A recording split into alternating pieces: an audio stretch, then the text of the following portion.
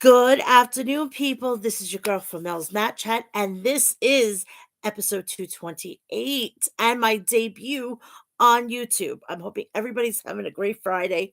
I'm having a great Friday. Tomorrow I get to go see my boy and just let's oh my god, it's going to be amazing. So, let's just get into it. I had tweeted something out the other day about my grandmother. She those prayers that you sent out were amazing, and I appreciate all of you for doing this. I She's talking, she's up, she may be a little out of it, but she's awake, so she's no longer in a coma. I am so grateful for all the love and the support and everything that you all have. So, again, thank you with every beat of my heart. Thank you. I really appreciate it. So, let's get this party started. This is a celebration for my grandmother. Let's do this and let's do it right, okay? This episode of Mel's Mat Chat, you all know who I support. I support Maestro Classics, Harry's, Liquid Death, Death Wish, Ringside News, whatnot. You know all the deal. This is my debut, and I'm really, really nervous. I'm hoping everything goes correctly and there's no issues. I'm so nervous right now. And I don't, I don't, I'm trying here, you know. Um, I'm also a little blind today. I'm just exhausted all week. Hopefully, that there is a great way that you guys are going to welcome me here. I know Twitter Live was where I was, and this is just a better situation for me. So, let's get to it. The all the HAPPS, you all know what's going on about the Royal Rumble, um, the Saudi situation and whatnot. I thank you so much, Terry, for wishing me luck. You all know what's going on. I had to also take a little bit of a break because what had happened to me on Twitter, which was devastating to me. They took everything. So I can't even tell you to go back and look at anything. They took all my lives, which I'm not thrilled about.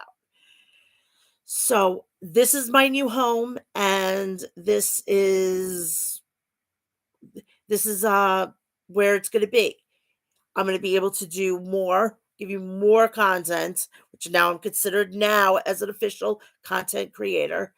And I'm just ecstatic right now. And let's just enjoy this. And this is just a an official run. And I may be flubbing a little bit because I'm not used to being on here, and I don't want to, say something, and my vulgarity is going to be just a little lessened because I do want to not be on here one day and off the next. So I got to watch what I say. So, hopefully everybody's going to have a great Friday because I'm going to have an amazing Friday. I get to see my son tomorrow. I know I just said that, but I'm just so happy. So let's get this started here. We are going to go with the first thing, which was last week's SmackDown. So last week's SmackDown was the fallout to what is it called? The Royal Rumble. So we are going to give you what's going on, and that's basically about it. SmackDown begins with the Universal Champion Roman Reigns making his way out to the ring once again, accompanied by Paul Heyman as well as the Usos. Heyman says they are here to acknowledge the truth. Heyman says that he's deserved what Reigns did to him Heyman says that Lesnar made the mistake of challenging Reigns instead of accepting his place on Raw. Heyman says that Reigns offered Heyman forgiveness, and Heyman handed Reigns the WWE Championship belt and allowed Bobby Lashley to defeat Lesnar. Heyman says WrestleMania will not have the champion versus champion match that he wanted. Reigns stands with the belt, the title belt, when he is interrupted by the music of Goldberg, who makes his way to the ring. Goldberg enters the ring and tells Reigns he acknowledges him as the next victim. Goldberg officially challenges Reigns to a Universal Championship at the Elimination Chamber. We come back from a commercial break. We have Ridge Holland versus Ricochet. Our opening match began with Holland hitting an uppercut. Holland hits a big body slam and stomps on Ricochet's hands. Holland avoids a baseball slam outside the ring, and Holland slams Ricochet off the ring apron. Back in the ring, Ricochet hits a surprise cutter as Holland gets back in the ring, and Ricochet covers for the 1, 2, 3. Ricochet surprisingly gets a win. Shocking, I know. Then we come back from commercial. We have the Teddy Long special. We have Sheamus and Ridge Holland versus Ricochet and Cesaro.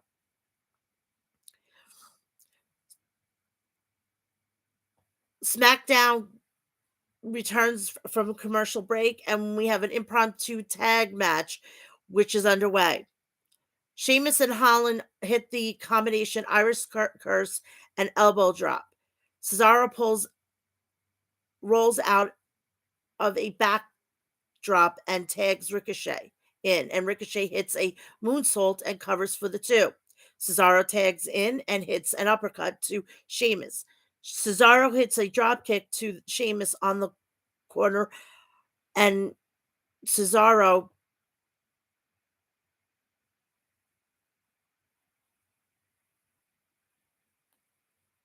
goes up top and hits the suplex as Holland makes a blind tag. Holland gets a cover for the 1, 2, 3.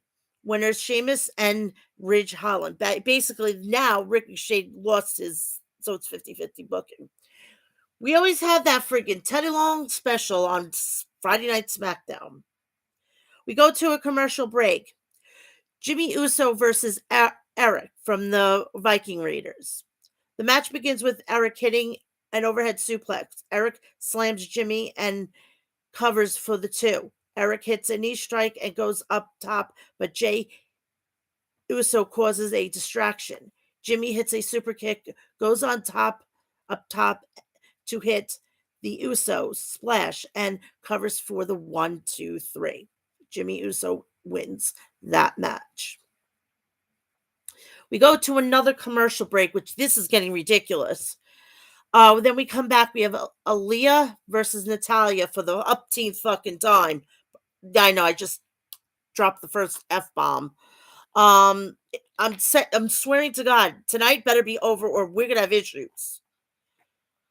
I understand Natalya's trying to put this girl over, but after 3 times, I think she's over enough. We know who she is. For the people that didn't watch NXT, she has been there probably the longest before she got called up. There was plenty of people well before her, not well before, were there for a short period of time and they were already on the main roster, i.e. Mandy Rose, for the love of God. Mandy Rose gets put on main roster for what? 4 weeks of being in NXT, and now she's back and she's the NXT champion. They fucking did this backwards. Second F-bomb. I'm sorry. Jesus Christ. They didn't listen in the first time. Lord have mercy.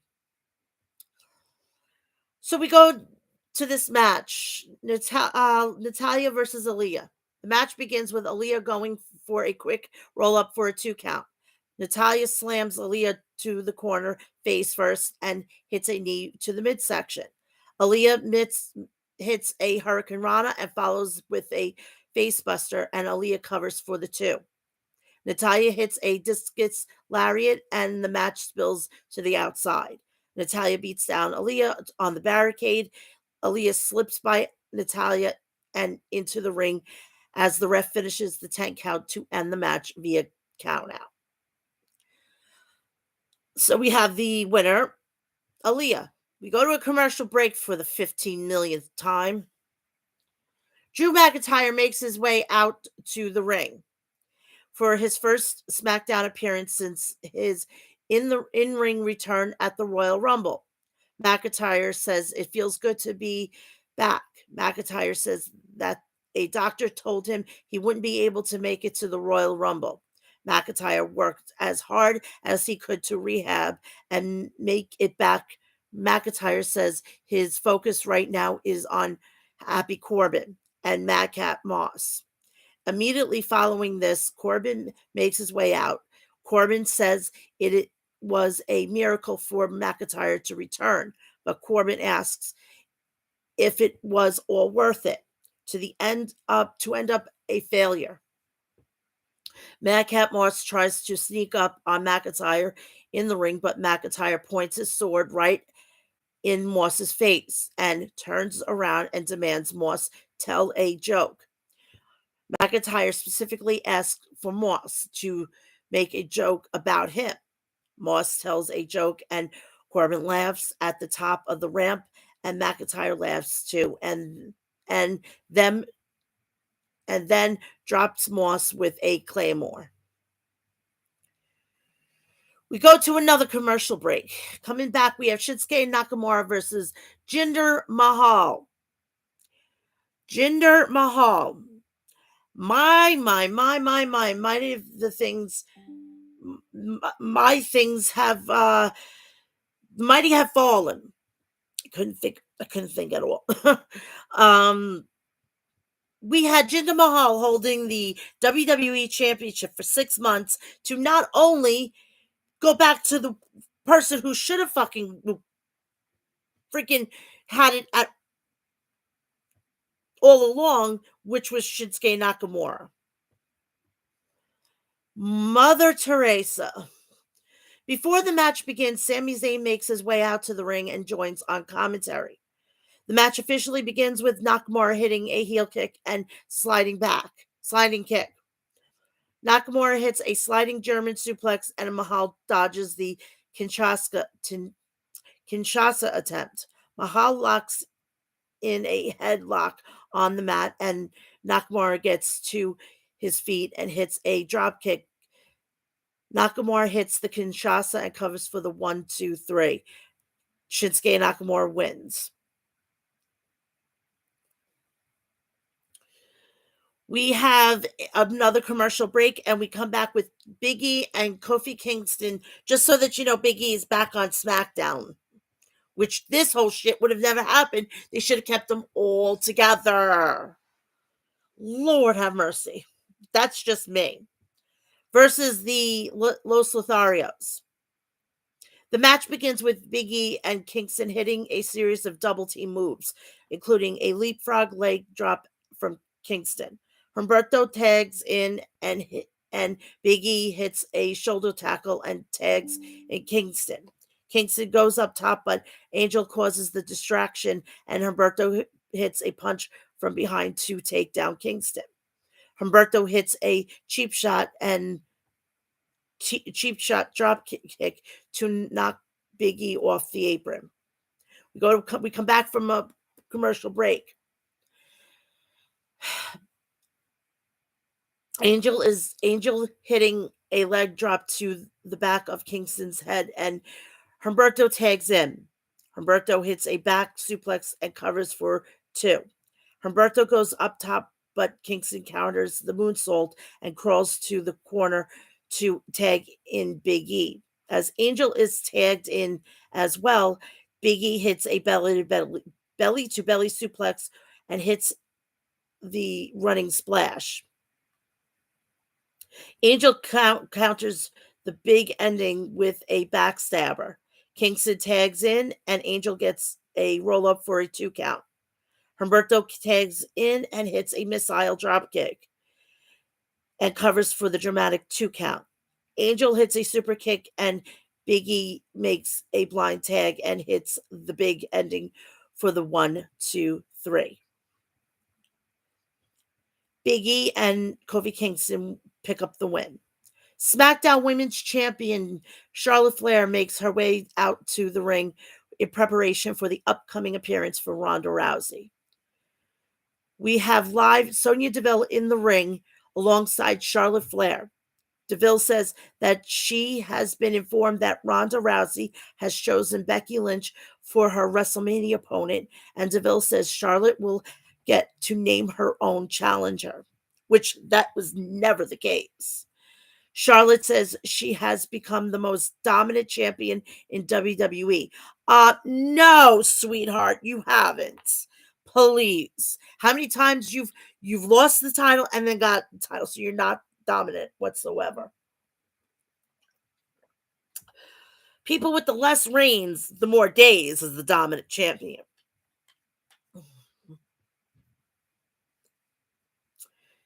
While Ronda Rousey has been away, Charlotte says she's never been better. She is not surprised that Rousey chose to face Lynch instead of her. Charlotte says that she will pick somebody who isn't even there tonight, and Charlotte says she picked Sasha Banks. Ronda Rousey music hits, and Ronda Rousey walks out to the ring. Rousey says that she'll see Charlotte at WrestleMania. Sonya Deville tries to attack Rousey as Charlotte leaves the ring, but Rousey counters and puts Deville in an armbar. SmackDown goes off the air with Charlotte and Rousey staring at each other across the ramp. So basically, that is it. We all knew this. We all knew that she was going to choose Charlotte because of the fact that Charlotte politicked her way to getting this match, which I find disgusting, to be quite honest. Seriously. So, okay, then next year, what's going to happen is that somehow Ronda Rousey is going to have a title. So we're actually going to make this good because at 39, what's going to happen at 39 should have happened at 35. But fucking Charlotte needed to poke her fucking plastic surgery nose into this business. This had nothing to do with her. And if you're telling me she did, it didn't. Moving on to Rampage. Last Friday's Rampage. We start off with Adam Cole versus the Dark Order's Evil Uno. Adam Cole now has to beat Evil Uno tonight to get his momentum back, said Jericho. Cole landed a high boot and then stomped a mud hole in Uno. He followed up with a backstabber to Evil Uno. Evil Uno landed a hanging neck breaker on Cole. Uno hit a back elbow and then a clothesline to Adam Cole. Evil Uno attempted a senton, but Adam Cole lifted his knees onto Uno's spine. Cole blasted Evil Uno with a thrust kick and then another kick. Adam Cole lowered the boom and pinned Evil Uno with the running knee strike. Cole grabbed the microphone after the match. Cole, Frankie Kazarian, Jungle Boy, Anthony Green, John Silver, Wheeler Yuta, Orange Cassidy, Jake Atlas, Trent, and now Evil Uno. What do all of these men have in common? They've involved in Adam Cole's undefeated singles run here at AEW. I'm undefeated and I don't care what my record says. As far as I'm concerned, last week doesn't exist. There's a new ruthless Adam Cole. What I want is some respect. People seem to forget who the hell I am. I'm one of the best damn pro wrestlers on the planet, and I have been for years. I've traveled the globe. I've won many championships after world championships for years. And at the end of the day, Adam Cole always ends up becoming the guy, no matter the company, the promotion, the brand. Adam Cole, baby, always ends up running the show. You're damn fucking right, he does. There's something else that I want, and I don't care who has it. Everyone at the end of the day craves certainty. And there's one thing that is certain: I will become AEW World Champion. We go into the TNT title match. Sammy Guevara versus Private Party's Isaiah Cassidy. Sammy and Isaiah locked up. Sammy still had his ribs taped up from the ladder match with Cody.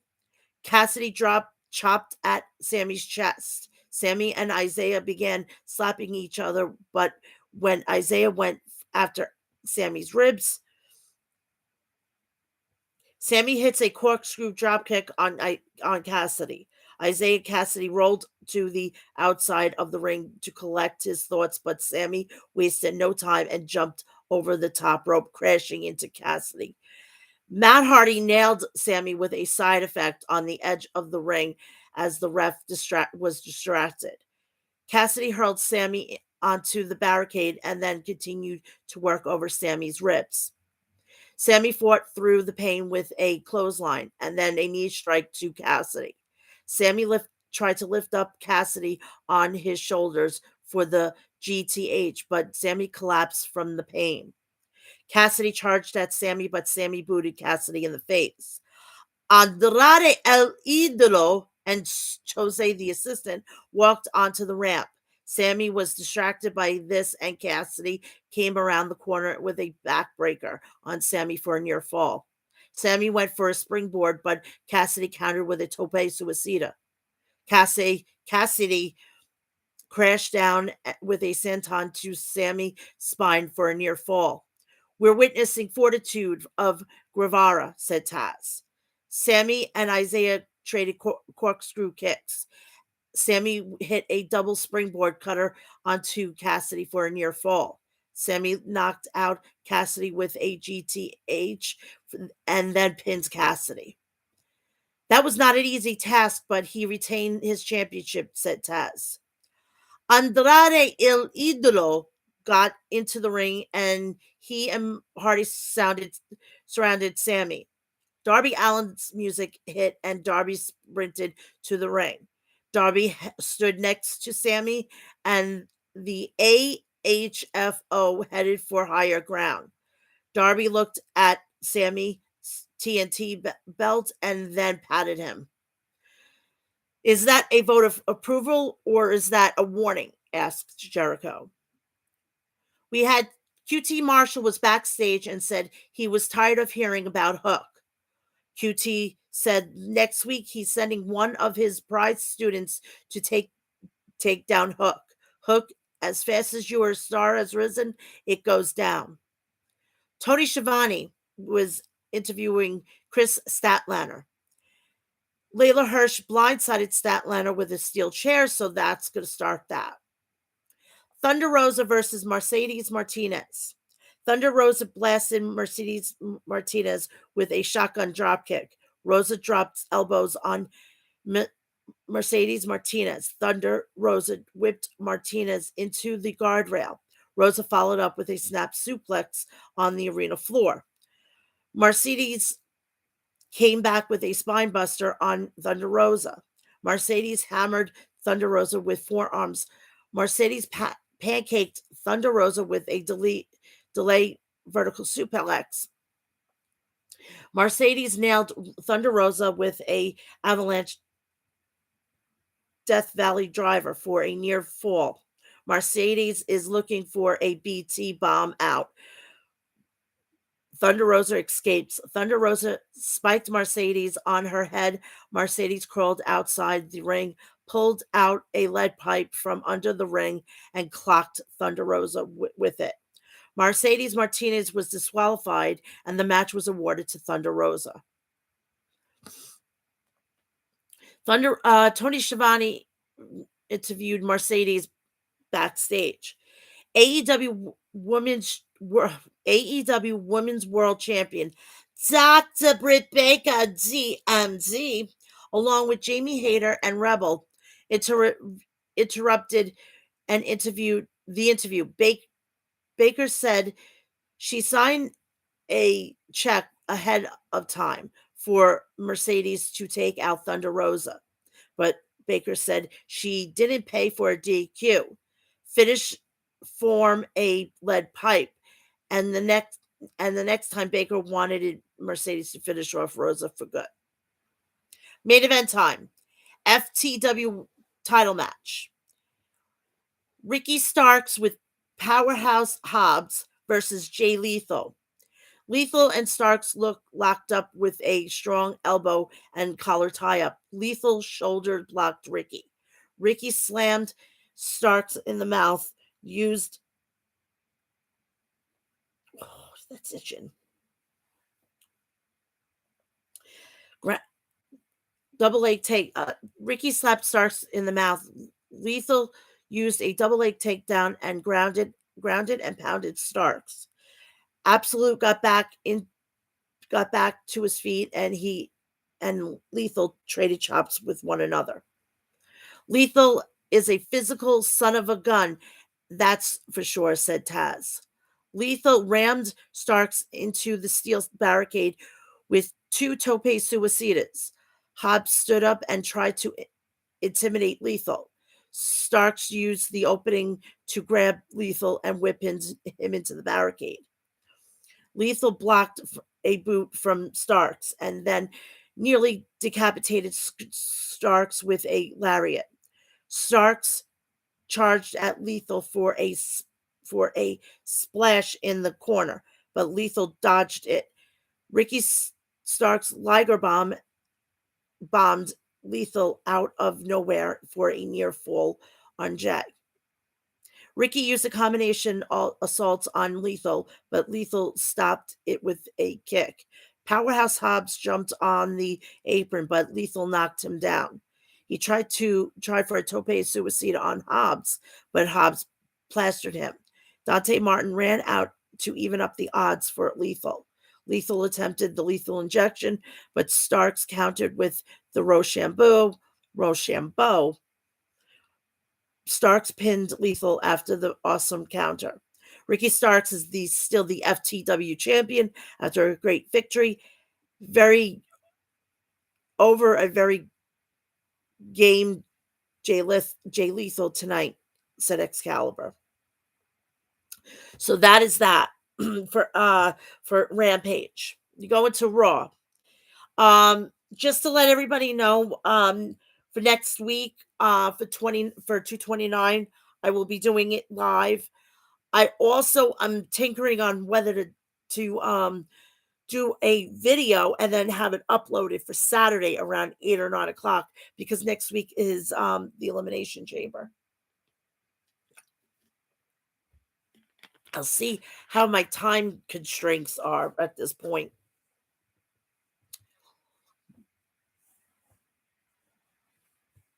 Monday Night Raw.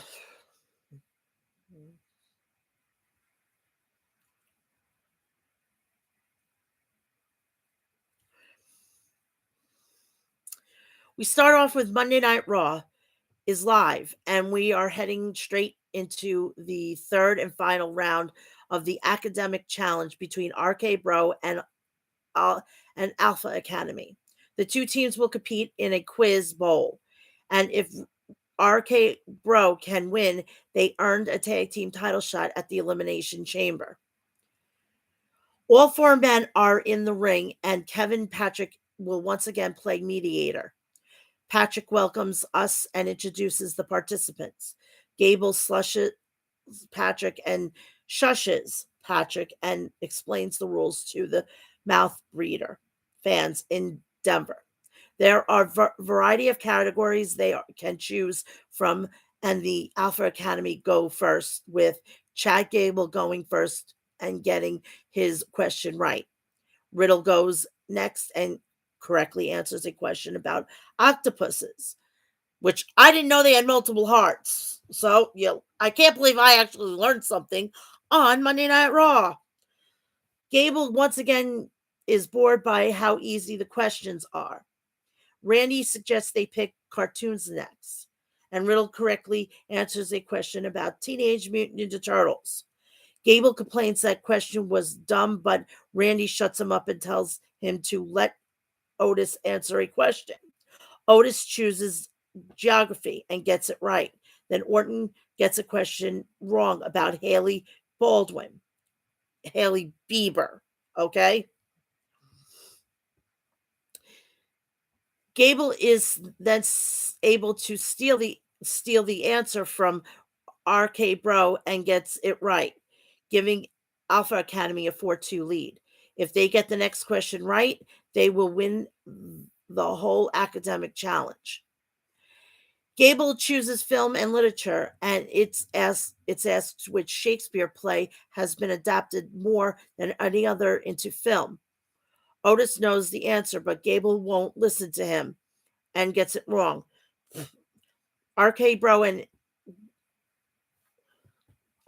gets a chance to steal, and Riddle gets it right with Hamlet. RK Bro needs to get the next answer right. They choose sports, and they get asked about Denver's Broncos quarterback. So Orton asks the crowd, and they help them get the right answer, which is John Elway. Alpha Academy has an opportunity to win, and Gable chooses metric conversions for the question. Oh, this was hilarious. He asked how many grams are in an ounce, and he gets it wrong, allowing Riddle to steal because he knows what a gram is. RK Bro have won the academic challenge and a Raw Tag Team Championship match. RK Bro leave, and somebody keeps buzzing the wrong answer button, which causes Gable to have heart palpitation and roll around on the mat. Now, if you're wondering why I thought it was hilarious, is because Randy Orton now is at a point of his career now with the reports that WWE doesn't test for pot. So he is now basically, he doesn't have to fucking hide it. If they're going to do that, because I think there's like 31 or 35 states that have made it legal, why can't they hire more people who are smoking pot? If you want to get something and you want to get people talking, Tama Tonga actually said if they drop the whole situation with the pot, he has no problem doing business with him. All right? Just put that out there. The Street Profits come out and make fun of Alpha Academy. Chad Gable is furious and gets out of the ring to confront them on the ramp. He says they're about to get their asses kicked. The Profits wants the smoke, and that match is coming up next. So we come back from the commercial break, and the bell rings, and Ford sprints across the ring to dropkick Otis off the apron. Gable tries to German suplex Ford, but he lands on his feet and clotheslines him. Ford tags Dawkins, and they double team Gable. Dawkins and Gable exchange reversals and leap over each other a few times. Then Ford tags back in and wants a springboard, but Otis knocks him off the apron. Otis tags in and drops Ford with a clothesline. Then Otis slams him. Otis splashes Ford and poses to the boos of the Denver crowd. Otis clubs Ford in the gut, hits a snapmare, and grabs a chinlock. Ford fights up, and Otis backs him into the corner. Then looks for a shoulder tackle, but Ford avoids it, and Otis hits the post. Dawkins tags in alongside Gable and hits a spring elbow. Spinning elbow, sorry. Dawkins with an exploder suplex and splash in the corner, but Gable then catches him with a belly to belly for a 2 count. Gable goes on top and looks for a moonsault, but Dawkins moves and Gable lands on his feet. Dawkins hits a spinning underhook neck breaker, but Otis breaks the pin attempt. Ford kicks Otis and sends him out of the ring, then hits a German tope, a Superman tope. Dawkins rolls up Gable for a near fall, then attempts the net breaker again, but Gable counters with a ankle lock. Dawkins tries to roll out, but Gable sits down and pins him for the 1, 2, 3. I'm shocked we have actual champions winning on Monday night. My God, what a concept. We see highlights reel of Lita, incredible trailblazing Hall of Fame career. Lita will be coming up after the commercial to confront Becky Lynch.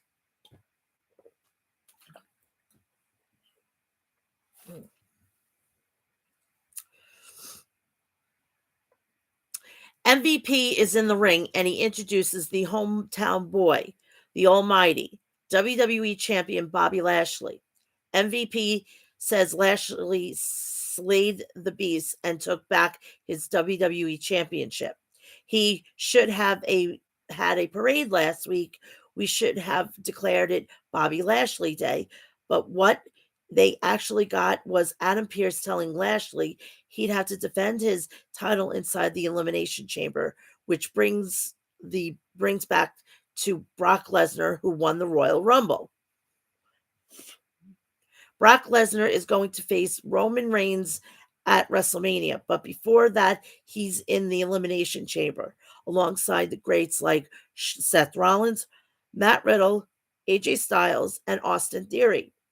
But they're men. Bobby Lashley and Brock Lesnar are giants, monsters, and Lashley is the biggest monster of them all. Lashley says Brock tried to demand a rematch from him, but nobody demands anything from him, especially from someone like Brock Lesnar, who doesn't deserve anything. When was the last time Brock ever had a match on Raw? Bobby hopes it comes down to the two of them because he wants to pin Brock once more, and he won't be locked inside a chamber with Brock. Brock will be locked in there with him. The fans chanted for Lashley. He says Brock will wake up in the hospital and shakes at the mere mention of his name. Lesnar can go challenge for the Universal Championship, but he'll be defending the WWE Championship in the main event of WrestleMania. No, because you're going to be in the middle of the card on first night. You do realize that, all right? You're not the main event. You can't be in the middle of a card saying that you're the main event. You're not the main event. You are an attraction. Get it straight.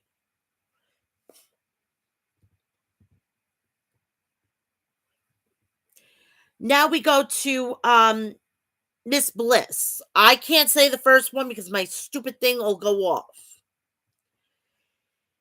Miss Bliss is still with her therapist and holding a replica of Lily. Her attire is even more toned down this week. The therapist says she's doing great, but it's time to give the doll back and move to the next stage. Bliss gives back but starts crying. AJ Styles versus Damian Priest. The match gets underway and Styles lands a few chops to the chest, but Priest drops him with a wheel kick. Styles sends Priest to the outside and hits a flying forearm over the ropes. Styles gets Priest back inside and grabs a sleeper, but Damian runs him into the buckles to break it.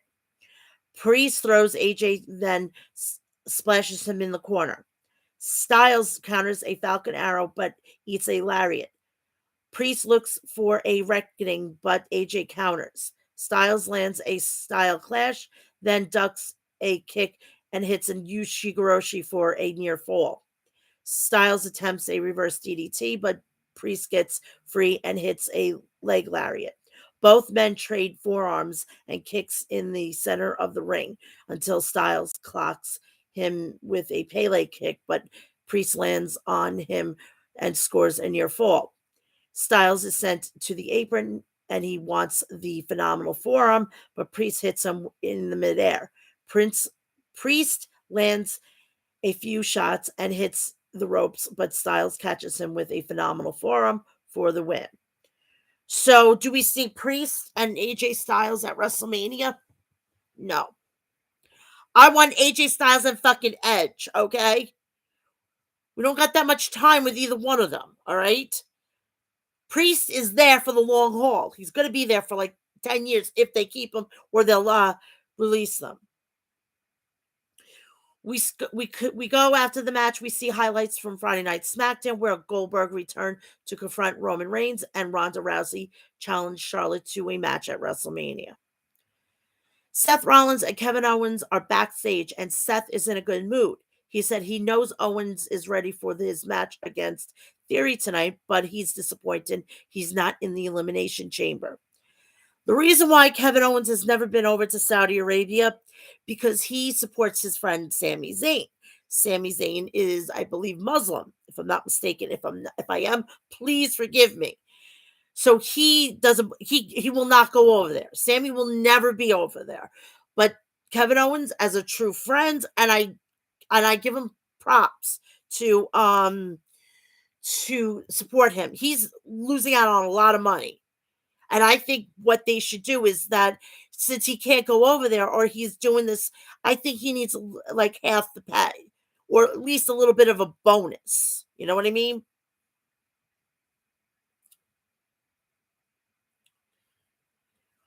KO says he's never did like Adam Pearce, but it's fine. With Seth's influence and determination, he could get added to the champion match if he beats Theory tonight. Rollins loves it and says he has his back, to which Owens says if Seth is lying, and Rollins says he's not. He's a lot of things, but he's never a liar. The Miz and Maurice come to the ring for the latest installment of Miz TV. Miz says the fans applaud his wife for her performance at the Royal Rumble, and they boo. Miz introduces two guests, Rey Mysterio and Dominic Mysterio. Miz says they must be wondering why he's invited them out. He wants to clear the air about what happened last week. We see a clip of Miz cheating to beat Dominic. Then Miz says he sees nothing wrong with that, what he did. Ray says Miz used underhanded tactics to beat his son. Miz gets offended and says he is not a cheater. Miz says if they want to see cheating, they should watch how Beth attacked him at the Royal Rumble. Why are guys like Eddie Guerrero celebrated and cheered for cheating, but he gets booed? Miz tells Dominic he should know better when he is in the ring with him. Miz says he was cheated out of being in the Elimination Chamber match, but Rey Mysterio got the opportunity. The Miz rhymes off his accomplishments, and Rey points out that he cheated each time. The Miz says he's a 2-time Grand Slam champion, and he should be on the face of everything, but he's not. You know who is Rey Mysterio. He's on the cover of WWE 2K22. Why not Maurice? Maurice says Rey could learn a thing or two from her. Rey says he's good. Miz asks where is his respect. Now, I gotta take the Miz's side for this.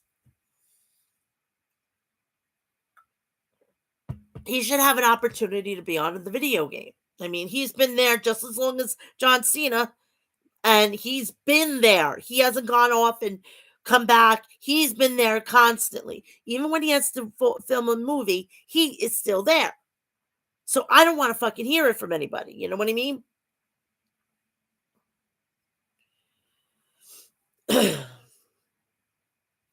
Dominic gets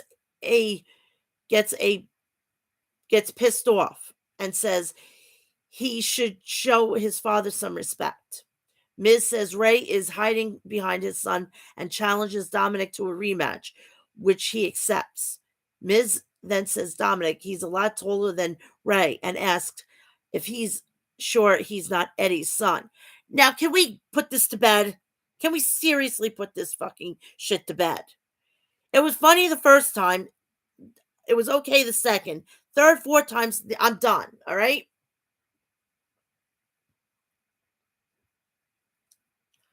Ray gets fired up, but Dominic holds him back. Miz poses until Dominic shoves him backwards and he falls over some chairs and rolls out of the ring. Their match is going to be right after the commercial break. Dominic knocks Miz in the corner and poses to mock him. Miz runs at Dom and gets caught with a drop toe hold and lands on the middle rope. Dominic wants the 619, but Maurice swipes his feet. The ref catches Maurice and starts berating her. Miz kicks Dominic, then hits the ropes, but Ray trips him. Dominic then rolls Miz up for a quick 1, 2, 3. Dominic Mysterio wins. Bianca Belair versus Nikki ASH. Belair grabs a side headlock. Nikki shoves her off and Belair hits a shoulder tackle. Belair taunts Nikki, then drops her out of the ring. Belair tries to pull Nikki back inside, but Ash gets her on the apron and trips her, hurting Bianca's leg. Nikki gets back inside and pummels Belair with the rights and lefts, then kicks the leg.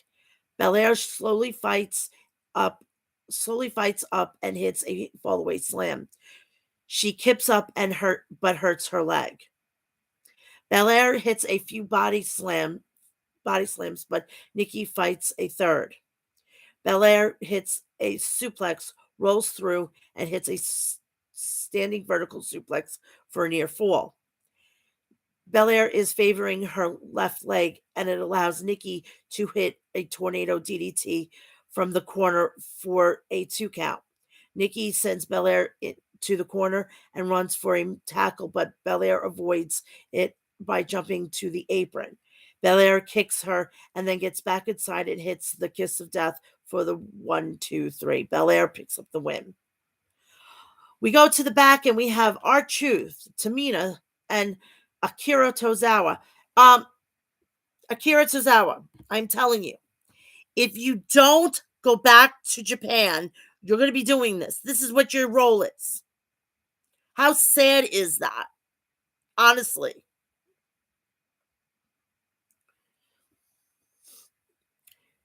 They're all running around backstage looking for Reggie and Dana Brooke. The two of them appear once they're gone. Dana thanks Reggie for his help and says he made her a better champion.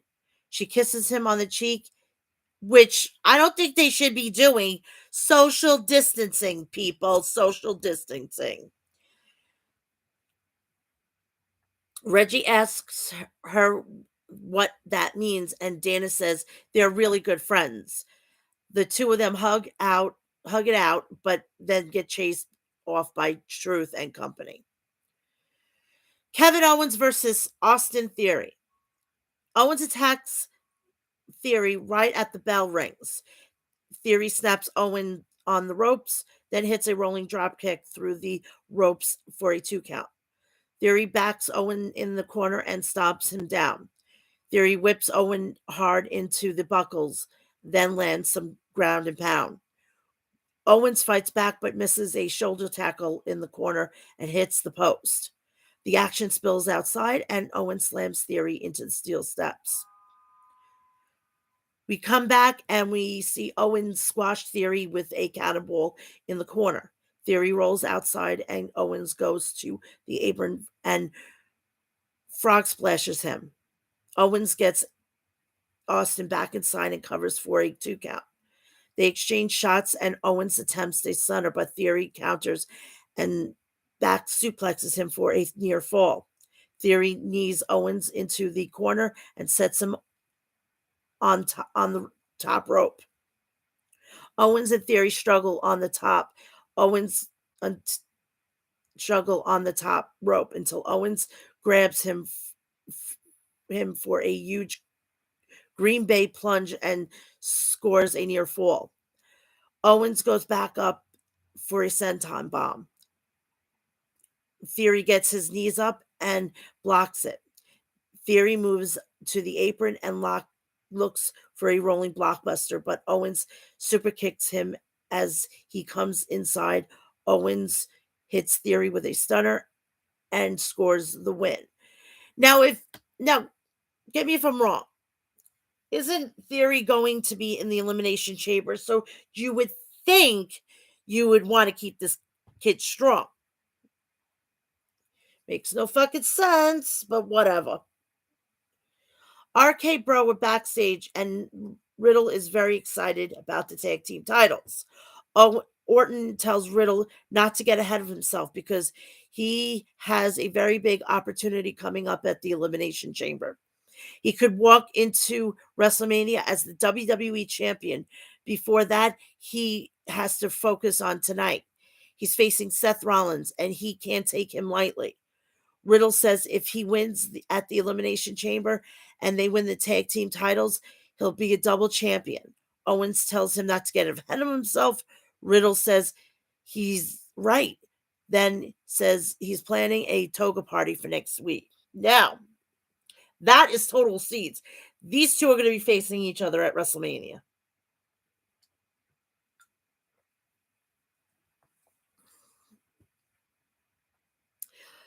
We come back from the commercial break.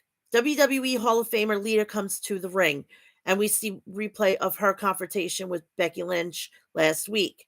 Lita says a few weeks ago she wouldn't have guessed she would be here, but when she was in the Royal Rumble, she felt like she was home. She saw the likes of Charlotte Flair, Rhea Ripley, and Bianca Belair, and she got excited. However, there is one woman that was missing, a woman who she wanted to get in the ring with for a long time. Becky Lynch comes out to interrupt Lita.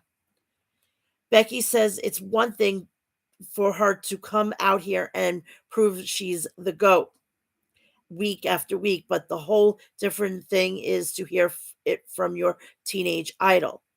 Becky says she liked to explain why she said no last week. Growing up, she worshipped Lita, who proved that women could do it in the WWE. When Becky got into the WWE, a lot of people turned their noses up, but Lita never did. She helped her more than anyone. There would be no Becky without Lita, but now that there is Becky Lynch, there's a Becky Lynch. There can be no Lita. Lita, does she have any idea how hurtful it is to have one person to look up to? Have one person to look up to move than anyone to more than anyone. Try to take everything you've ever worked for. She had to get rid of friends, no problem. She had to get rid of friends, no problem. No problem. And now she'll have to get rid of Lita. No problem. She's at the peak of her career, and Lita may have helped her, but she won't have any problem putting her down. Lita says, Becky's right. She's on top of her game, and she definitely the favorite. She always been an underdog, a punk rock, dumpster diving kid who went out to achieve her dreams. The fans helped her do that by chanting her name from day one.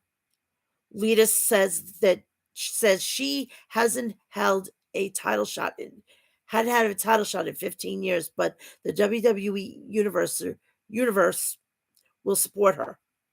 She likes her odds, but what Becky will have to come to grips with is losing that title. Lynch shakes her head angrily and says Lita will need all the luck she can get. Becky fakes walking off, but then attacks Lita and beats her down. Becky holds the title up, but then goes back and tries to hit a manhandle slam, only to get caught with a twist of fate. Lita goes to the top rope and hits a moonsault off the top. Lita leaves as Becky stares on from the floor. Now, I'm going to give you a little insider for this. Lita wasn't ever going to come back until what was going on in Saudi Arabia. She saw how the progress was going. She found out that there was going to be a women's elimination chamber. So, there you go. Connect the dots. Okay? And I like to know how much this payday is going to be. Probably close to $1 million. Because they have nobody else.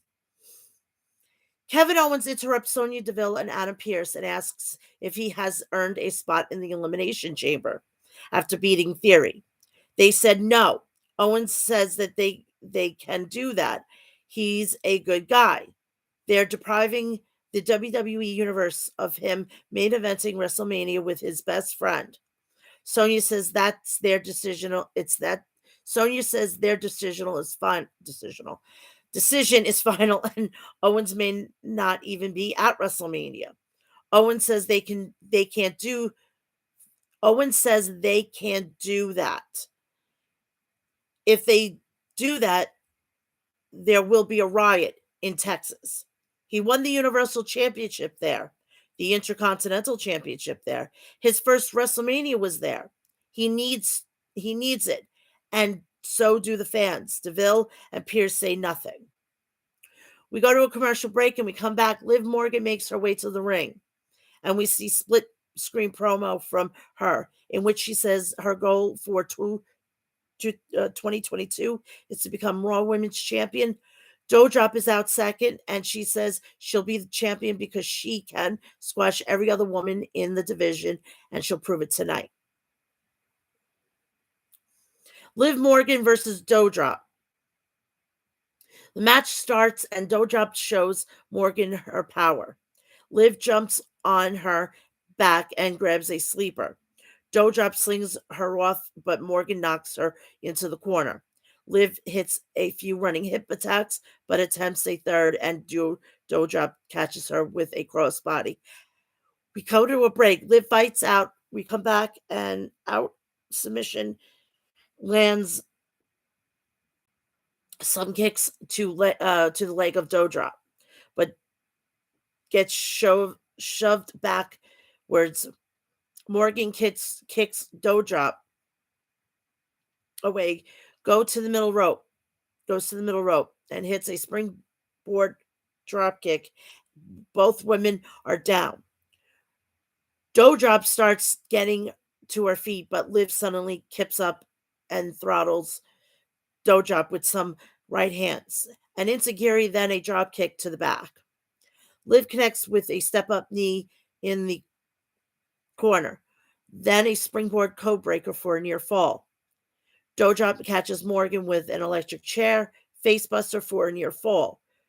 Doudrop puts Liv on the top rope and yanks her off by the leg, and Liv hits the buckles on her way down. Doudrop gets to the middle rope, hits a Vader bomb for the win. Doudrop picks up the victory. We are back with Miss Bliss, and her therapist. He says Bliss cried when she gave Lily back, but she didn't act out. That's some positive progress. He asked if Miss Bliss had any issues during the week. She said someone cut her off on the highway, but she took a deep breath and moved on. Then at the mall, the same thing happened in a parking lot, and she got out to confront the person, but took a deep breath and stopped herself. Then at the grocery store, she waited in line for 30 minutes for only an evil woman to cut in.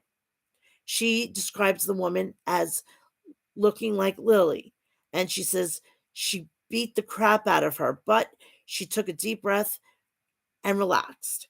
Then the therapist says they still have work to do. Seth is interviewed backstage about the Elimination Chamber, and he says his opponents are good, but they're not him. He's done everything except main event WrestleMania.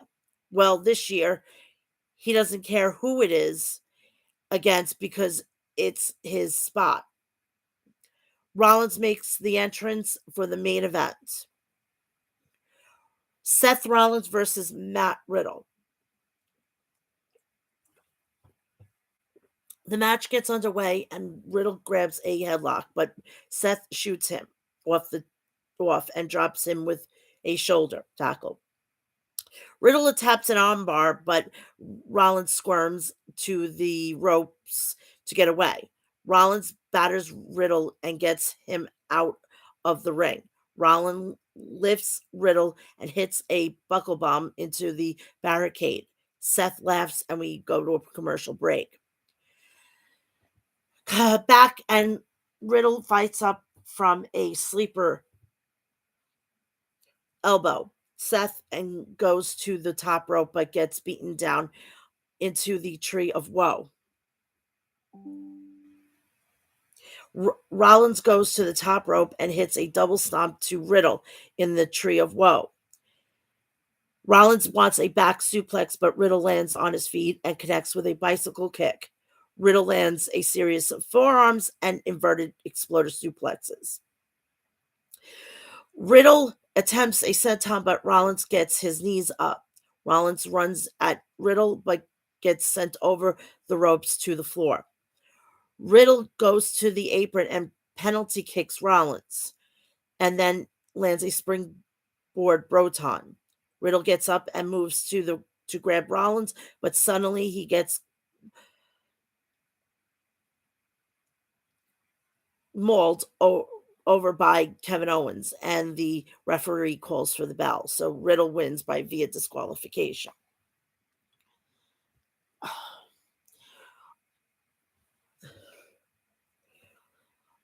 Kevin Owens gets Riddle in the ring and attacks him some more. But then Randy Orton comes out and running down the ramp and hits him with an RKO. Rollins gets in the ring and shouts Orton's face as we head to break. We come back and we have another Teddy Long special. Rollins and Owens versus RK Bro. We return to find the match underway. Adam Pearce watching from ringside. Orton is beating Seth in the corner, but gets dumped over the ropes. Rollins goes out and checks on KO, who is down on the floor. Then Orton hits him with a back suplex on the announcer desk. Orton gets Seth in the ring and tags Riddle so he can hit the assisted Broton. Owen tags in and pummels Riddle with right hands and hits a senton. Owens drops Riddle, then goes to the middle rope for a moonsault and scores a near fall. Owens poses like Orton and then gets him all riled up. Rollins tags back in and hits a double axe handle to the face. Seth says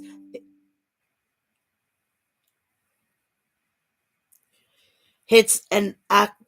Seth, sorry, I just got a message from my grandfather. Sorry, got a little off base here. Rollins tags back in, hits a double axe handle to the face. Seth stays in control of Riddle and prevents him from making a tag to Orton. Orton tags back in and stomps Riddle. Then Owens tags in. Sorry. Owens tags in, and I'm like, what the hell? That didn't make sense. Then starts targeting his ankle. Owens puts Riddle in the corner, and he starts fighting back with back like a wild man, only for the numbers to get the better of him. Rollins is legal and looks for a frog splash, but Riddle moves out of the way. Orton gets the tag and lands a series of clotheslines, power slam to both men, and draping DDT to Rollins. Owens wants the RKO, but he gets shoved out of the way. Riddle tags in and drops Seth with a kick, but eats a rolling elbow to the back of the head. Seth hits the stomp and covers for the win. Winners Rollins and Kevin Owens. So now as a tag team, they're lost. So should they get should they get a title shot? Absolutely not. After the match, Seth and Owens look to leave, but Orton RKO's Owens and Rollins and laughs as he walks off alone.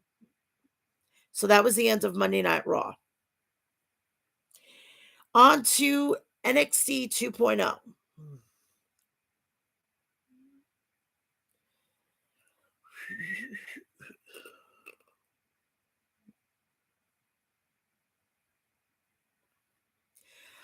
Just a little announcement before I go and take the last of the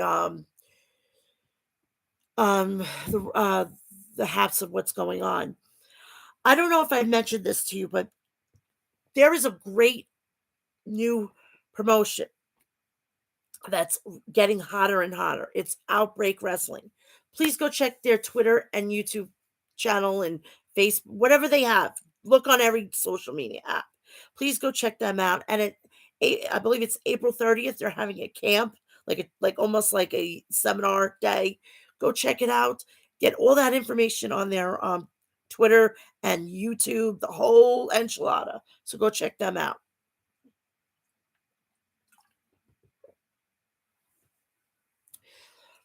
NXT starts off with the Diamond Mine is already in the ring, and out comes their opponents, Drake and Gibson, being talking trash on the mic.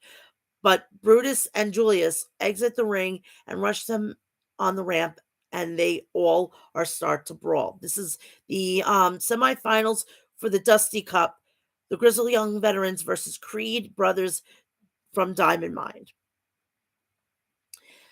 Eventually, the action makes its way into the ring, and Brutus and Drake are legal. Now, as the bell rings, Brutus catches Drake with a huge backdrop, and he rolls out.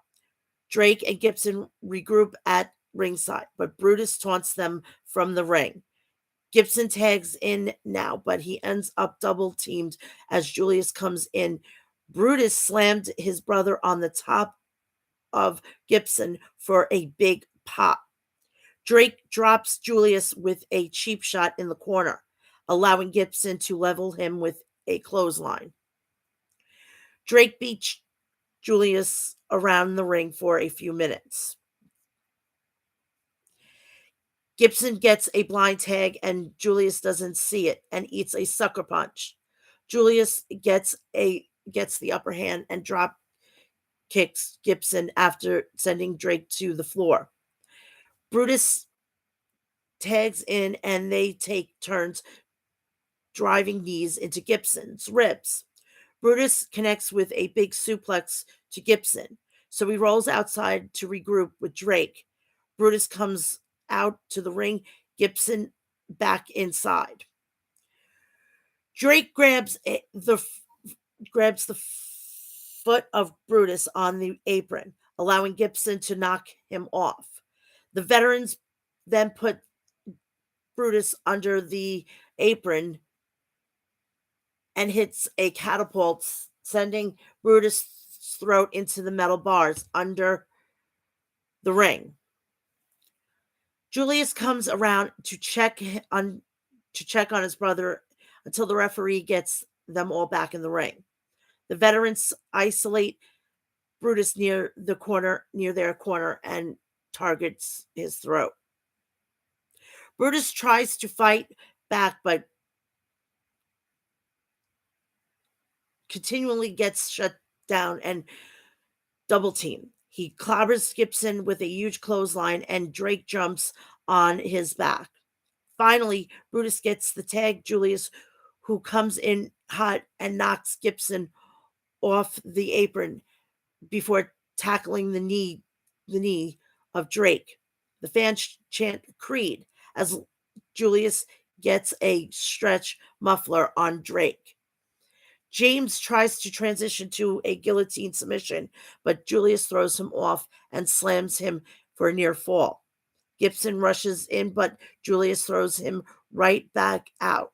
Drake and Julius exchange counters, and Gibson blind tags in. Gibson drags Julius out of the ring, but eats a right hand for it. Drake then obliterates Julius with a suicide dive that sends him into the announce desk. The veterans lift Julius up and hit a doomsday device for a near fall. Brutus and Gibson are the two legal men now, and Brutus unloads on him. Drake gets on the apron to cause a distraction, and Brutus attacks him. Gibson uses the distraction to chop the throat, then tags Drake so they can double team the Creed brothers. They want ticket to mayhem, but Brutus runs Gibson into the corner and holds him there. Then Julius leaps onto the back and hits a superplex to Drake. The Creed brothers then hit Gibson with a slam and basement clothesline for the win. So the Creed brothers move on in the Dusty Cup.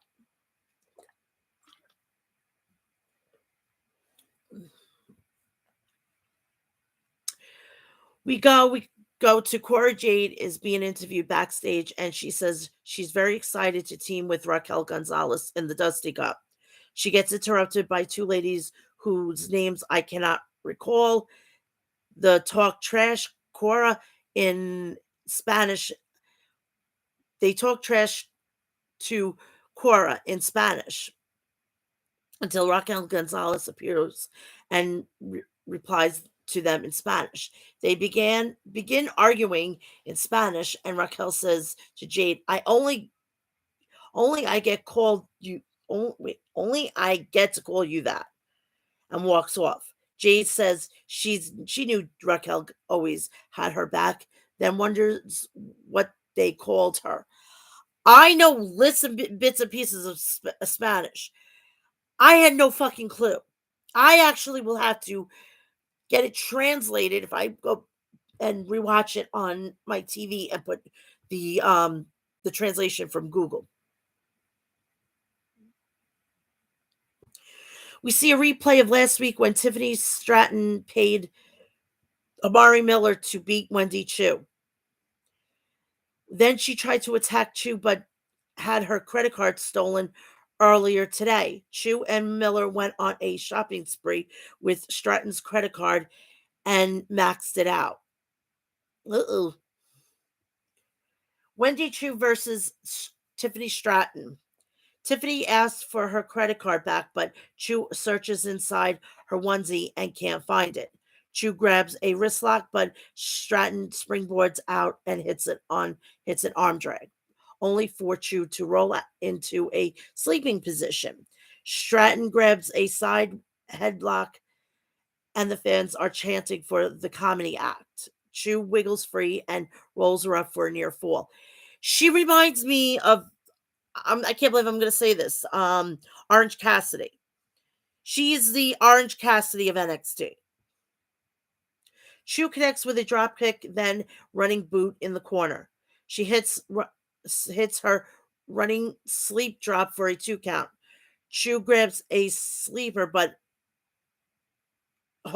Stratton fights up and clobbers her with clotheslines. Stratton complains that she had a broken nail, but starts stomping the life out of Chu. She hits her with a slingshot dropkick, then lands a spinning Vader bomb in the corner and scores the win. Winner, Tiffany Stratton.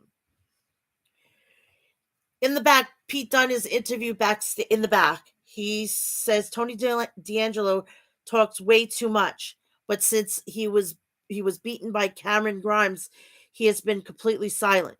He says his finishes he says he'll finish it next week where it all began, inside of a steel cage.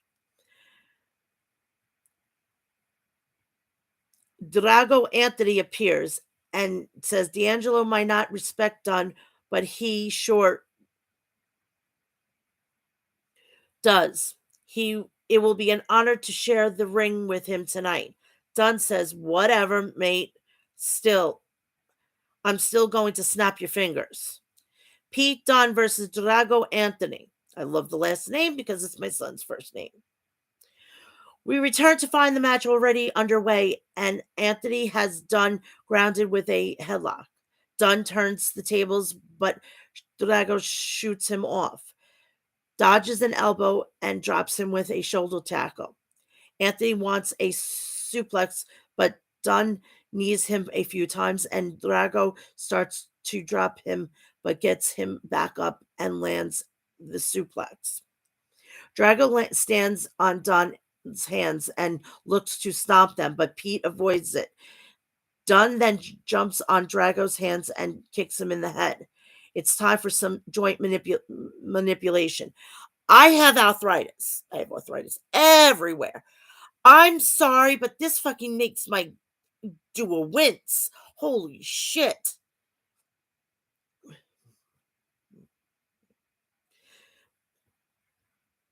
So Dunn jumps on Anthony's elbows. Dunn chops the crap out of Anthony, but it just fires him up. Drago splashes Dunn and hits a slam for a near fall. Anthony sees Harlan and Joe Gacy standing on the platform above the ring. He looks at them before running at Dunn, but nobody is home. Dunn drops him and jumps on his arms again. Dunn wants a Kimura, but Drago shoots him off and hits a back body drop. Dunn rolls outside, and when Anthony comes through, he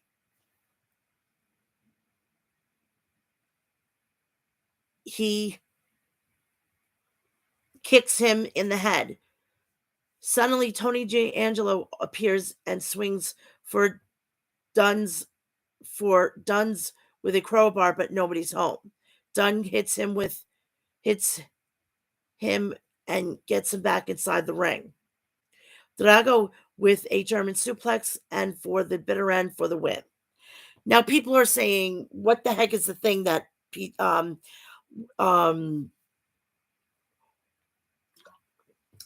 is carrying now? It's a cricket bat. So if you want to know, you know.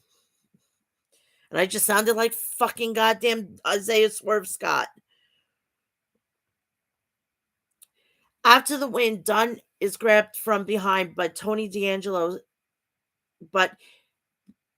but he snaps his fingers. Dunn goes outside and brings weapon, which is weapons. After weapons into the ring, a myriad of chairs, toolbox, the whole enchilada. Let's just say you go to Lowe's, you'll throw up in Lowe's. Everything that you could possibly imagine. And I just gave Lowe's a free fucking advertisement, so there. Moving on. Brings in weapon after weapon into the ring. D'Angelo watches on from the ramp. Dunn says D'Angelo is going to need a lot more than a crowbar at Vengeance Day. So now how about they have a weaponized cage match? Tony agreed, which I'll take. Io Shirai and Zoe Stark is sitting backstage. Stark says they need to talk about the Dusty Cup because their opponents are very good.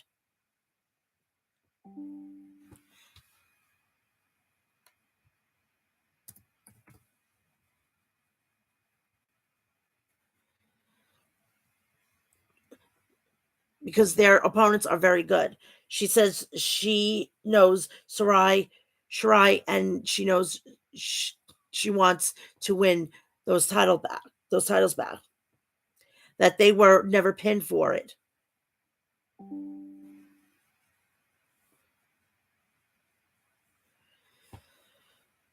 They were never pinned for it. Shirai agrees, and Stark says that they need to find a partner for Io, someone just as crazy as she is. Shirai agrees and says she knows who to ask. So I'm thinking it could be Asuka. I'm thinking it could be a myriad of things.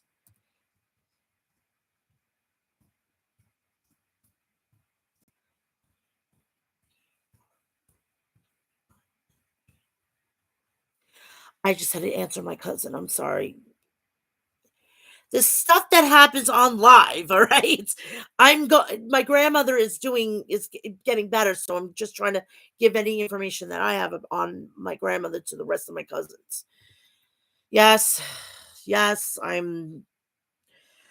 should be dubbed for a sainthood at this point.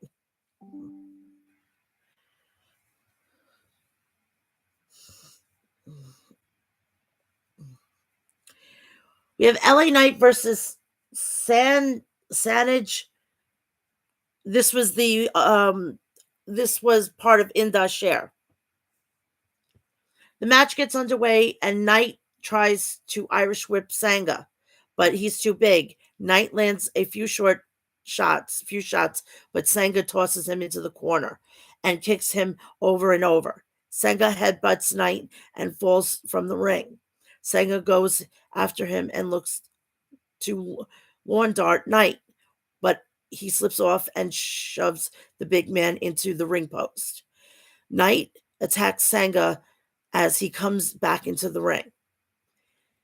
Knight looks to hit the BFT, but Sanga shoves him off.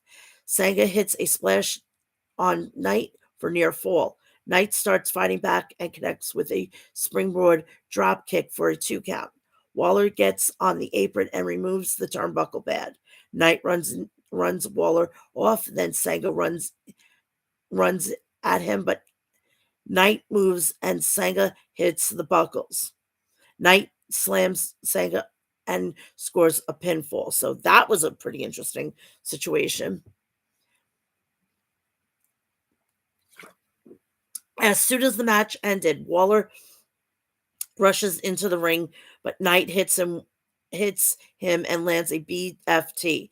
Knight leaves with a big smile on his face as Sanga stares him down.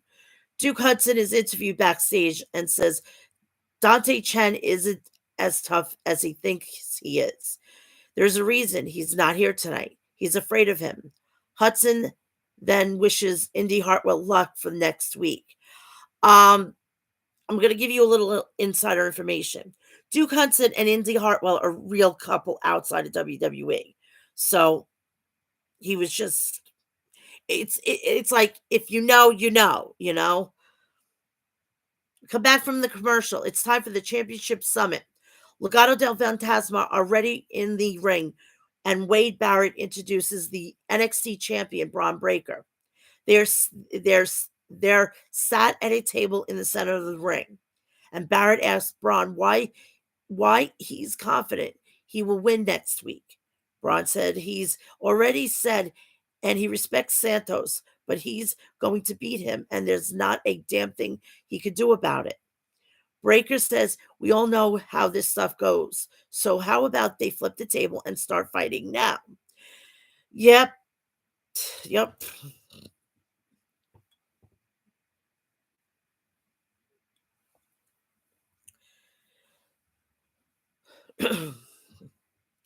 Santos Escobar laughs and said he wouldn't expect anything less from someone so young and naive.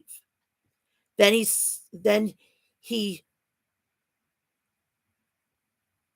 says everything works on his time. It means he's in control and he's pulling all the things. People like Paul Heyman are saying Breaker is the future of NXT, but he's already planning on how to end his career before it gets started. Breaker starts to respond, and he gets interrupted by a new face to NXT. And it's Dolph Ziggler. Ziggler comes out and sits at the table and puts his feet up. He says, "This is some night. NXT on at Sci-Fi. What a moment." The NXT champion and the number one contender about to throw down until he showed up. Ziggler says Breaker wanted to know if he works Tuesdays. Well, he does now. Time is money, and he's got a plane to catch. So who the hell is Braun Breaker? Braun says he's the reason Ziggler is here. So once he's done with Santos, he will deal with Ziggler. Dolph says Braun is looking past his opponent, and that's a rookie move. Now he has a long list of accomplishments, and we all know 99 out of the 100 matches don't go his way. But everyone knows what he can do in the ring. All those accolades, and yet there is one title he's never held. The fans chant triple threat. Dolph says he doesn't give a damn what they say. Ziggler says he doesn't have to beat a stronger or faster to beat it faster than Braun. He just has to be in his head, which he is. Tommaso Ciampa comes out, interrupts Dolph. Ciampa says this is a big moment, but Ziggler as NXT champion, that's a hard pass. Ciampa sits beside Ziggler and says, "Kid, I love your spirit." Santos Escobar interrupts Ciampa and says, "What's going on here?" He says Ziggler doesn't go here, and what some mean tweets brought him here. Santos says once he wins the NXT champion, he will take care of Ziggler and Ciampa. Ciampa tells Santos if he interrupts him again, he won't make it to Vengeance. He said he wants the next shot once Breaker beats Escobar, unless, of course, Dolph thinks he can cut the line. Ziggler says Ciampa called this his home. The same 100 Florida people came out and clapped like seals no matter what he does. Ziggler asks them, do Ciampa training wheels come off? Ciampa hits Ziggler and falls out of the ring. Ciampa goes after Dolph and they brawl on the floor. Meanwhile, Legado del Fantasma attacks Breaker in the ring. Breaker starts to fight back and looks to powerbomb Escobar through the table, but the numbers get the better of him. Wilde and Mendoza spinebuster Breaker through the table. Escobar kneels beside Breaker and says he told him everything works on his time. This is his time. See you next week, young champion. Grayson Waller and Sanga are leaving the building, and they stop for an interview. Waller says Knight is an idiot because he just broke a restraining order. Well, next week he's going to get arrested in front of the entire world. Karma's a bitch. It's a magical Japanese schoolgirl time. Sarai, her unique entrance. Sarai will be facing Dakota Kai when we come back. We return and the match is already underway, so Dakota Kai doesn't even get an entrance now. Jesus Christ.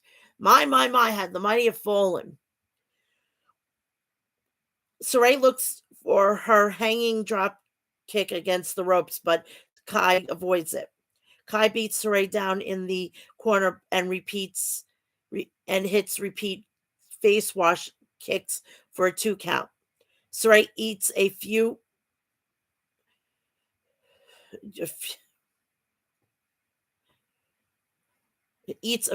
kicks and keeps getting back up, and Kai laughs at her.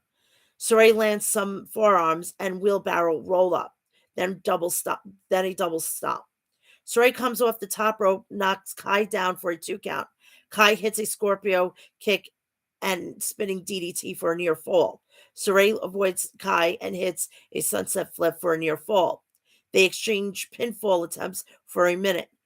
Then Saray catches Kai with a super kick and she falls onto the bottom rope. Saray hits her hanging drop kick, then hits Kai and hits a nasty Saito suplex for the win. Saray picks up the win. Carmelo Hayes and Trick Williams are sitting with a few buddies in a barber shop. They talk about Cameron Grimes. They say he's been in NXT for 2 years and has nothing to show for it. He got to work with WWE Hall of Famer $1 Million Man Ted DiBiase. He does have shit to show for it. All right? So calm your pits. You must be loving Vince McMahon to be saying this shit. Mello equals money. Mello does the numbers and he's going to make Grimes relevant for one night. Indy Hartwell and Persia Bagat are backstage having a spat with Toxic Attraction. Gigi and JC walk up and try to stir the pot. Persia says they're best friends and they can't get in their heads. Gigi pulls out a photograph of Indy with Duke and says maybe he can comfort her when they lose next week. Jay says it's clear best friends don't tell each other everything, and Persia attacks them. The 4 women brawl until the referee breaks them apart. We come back from a commercial break. Briggs and Jensen are backstage, and Briggs is trying to convince Jensen to ask Kate Carter out. They approach the girls, and Jensen accidentally asks them both if they want to hang out. Casey and Caden say, yeah, they love to chill, and walk off. Briggs asks, what the hell was that? Jensen says it's fine. Briggs says Briggs can take Casey to the movies and allow him to be alone with Caden. He hands him $8, and Briggs says movies cost at least $20. But Jensen says he's not made of money. $8? Sweetheart, $8 was when I was a kid. All right. And that was the kiddie ambition. All right. Oh my God. Dusty Cup. Semifinal MSK versus Edris Enefi and Malik Blade. We kick things off with Wesley and Malik Blade and a feeling out process. Lee voids Blade and shoves him to the corner where Nash Carter tags in. MSK hits a double team, ending with a Bronco Buster from Nash. Carter lands a few kicks to the chest, but Blade dodges an insecurity. Effie tags in and takes Nash down with a sleeper hold. Nash fights up, whips him into the ropes, and runs, but gets flipped over the ropes to the apron. Effie shoulder Nash and sunset flips him, then hits a Hurricane Rana, but Carter lands on his feet. Carter hits a clothesline, and Blade tags him back in, but MSK lands a series of kicks to him, then knocks Effie out of the ring. MSK poses together as we head to a break. Back live.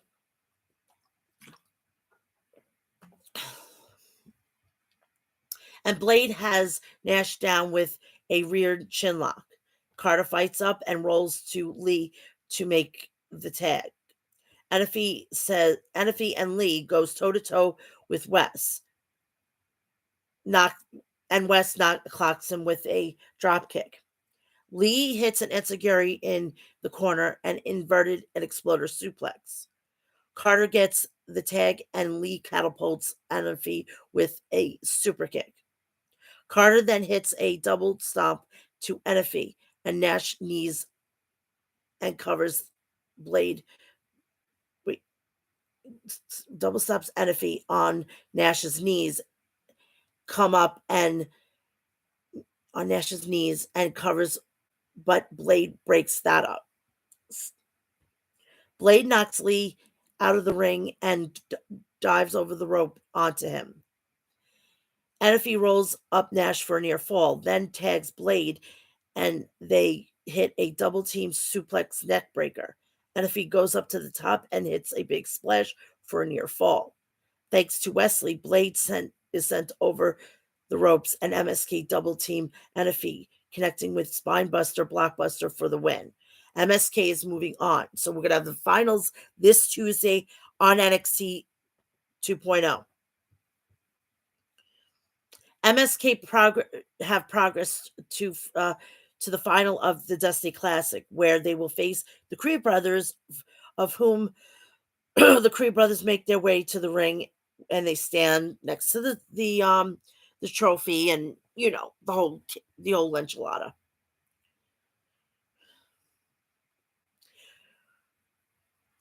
We get to see a video package of Grimes going back to his home.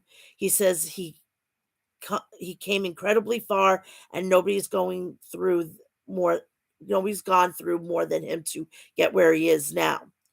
He's got everything he wanted: the money, the cars, the house, etc.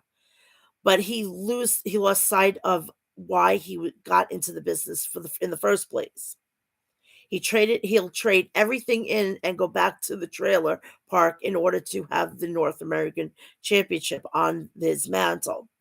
There's two ways you could go in this business: up or down. And his gas tanks are filled for the trip to the moon. We come back. It's the main event. And we see Kaylee Ray walking backstage with her bat. The camera cuts to Mandy Rose, and she's helping Gigi Dolan and JC Jade brawl with Indy Hartwell and Persia Bagat. Mandy leaves them to fight as she makes her way to the ring. So it's Mandy Rose versus Kaylee Ray. The bell rings, and Mandy jumps for a switch knee, but Ray avoids it and chops her. Ray lands a few more chops, but Mandy jumps on her with a Thez press. Ray fires back with a right hand, then rope-assisted tornado DDT. Rose rolls from the ring, but Ray goes out, hits her, and brings her back inside for a 2 count. Ray whips Rose to the corner and clotheslines her. She tries to land another, but Rose ducks and slams her back into the buckles. Rose slams Ray's head a few times, then beats her against the ropes and hits a spine buster for a 2 count. Not a double A spine buster, a Triple H spine buster from now on. Everybody used to call when Triple H did a spine buster, it was the double A version. Now it's the Triple H version. So don't at me on that.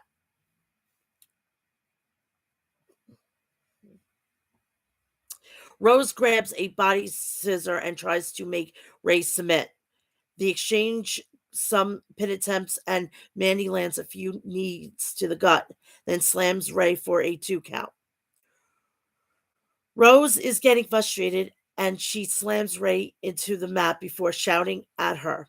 Rose applies an abdominal stretch, but Ray flips her over. Kaylee Ray lands a drop kick and kicks Mandy's in the corner, and then goes for the middle rope for a moonsault and a near fall. Rose fights out of the submission and counters the gory bomb with a sunset flip for a near fall. Mandy wants better Roses, but Ray escapes and kicks her in the head. Ray goes to the top rope, but suddenly JCJ gets on the apron and distracts the referee. Gigi Dolan jumps up on the apron on the opposite side of the on the apron across the ring and shoves Kaylee Ray off the top rope. Mandy drops Ray with a running knee and scores the pin. So Mandy Rose retains. After the match, Gigi and JC get in the ring with Ray.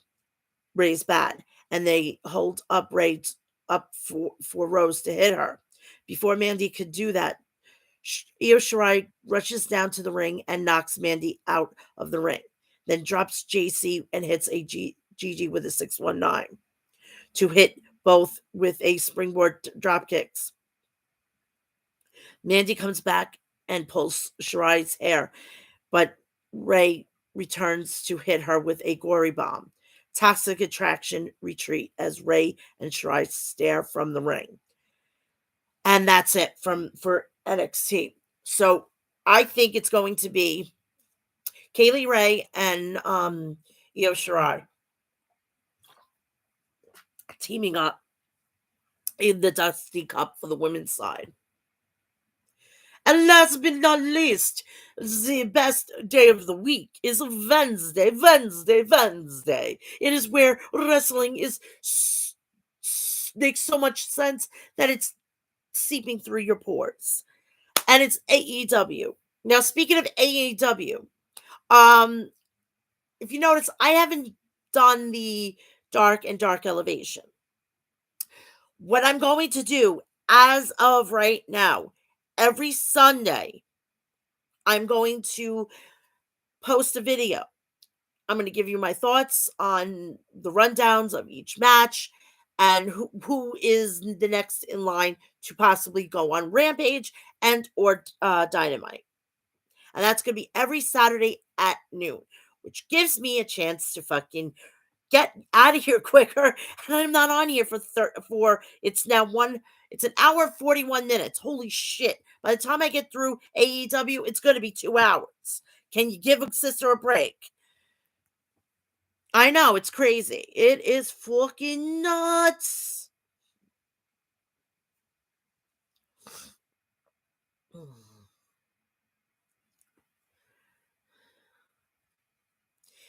AEW. The show opened up with Wardlow carrying out a cardboard cutouts of MJF to the ring. A very undignified entrance for Wardlow, said Excalibur. And they are chanting CM Punk's name, added Jim Ross. Hey, New Jersey. Mwah, I love you. Love you. You know what to do. You know what to do. You know what to do. You know what to do.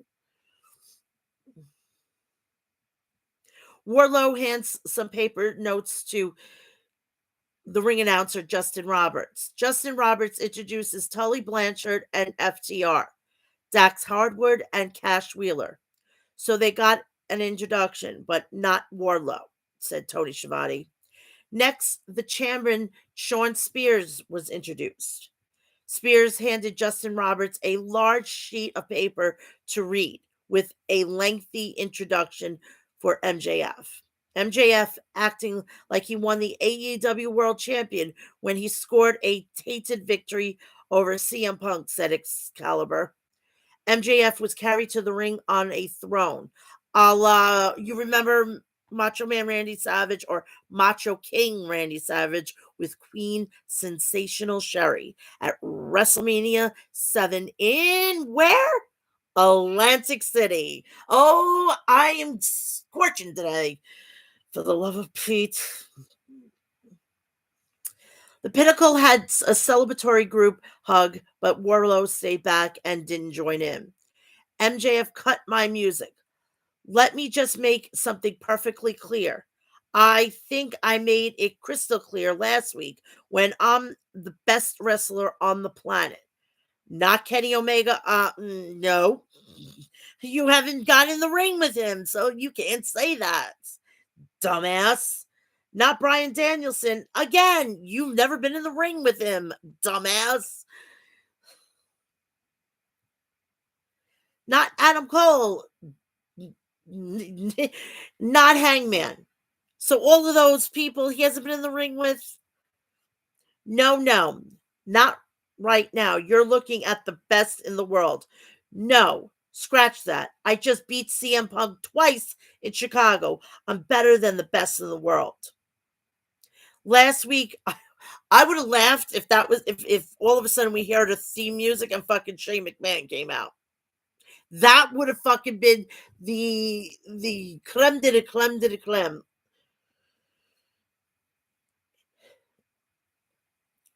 Last week was bittersweet for me because after I just beaten CM Punk, a lot of emotion came over me. It was that moment I realized I just beat up somebody I grew up idolizing.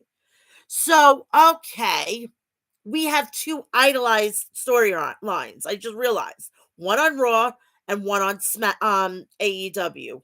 Oh, for the love of God, can you please come up with different storylines? And I'm talking about WWE. This has been going on way before that.